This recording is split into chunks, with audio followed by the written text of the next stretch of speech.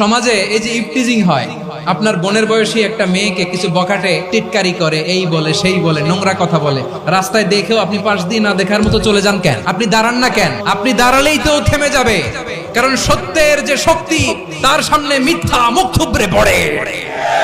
আপনার সামনে ও কিছুই না, নাথিং। আপনি দাঁড়ান, ওকে প্রশ্ন করেন যে আমার বোনকে তুমি ডিস্টার্ব করো কেন? আপনাকে দেখে আরো 5 জন দাঁড়াবে, 5 জনকে দেখে আরো 10 জন দাঁড়াবে।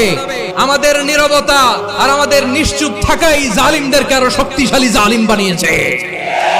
টেন্ডারবাজি, চাঁদাবাজি, দুর্নীতি, অপরাধ, দখলদারিত্ব, মজুদদারি, এগুলো সবকিছু একসাথে প্রতিরোধ করতে হবে, ঠিক কিনা বলেন? এই যে নতুন বাংলাদেশের এক সুযোগ এসেছে, আর জীবনে হয়তো আসবে। আসুন দেশটাকে আমরা সাজাই, আসুন আমরা এক দল আরেক দলকে নিশ্চিহ্ন করার যে রাজনীতি, এটা বন্ধ করি।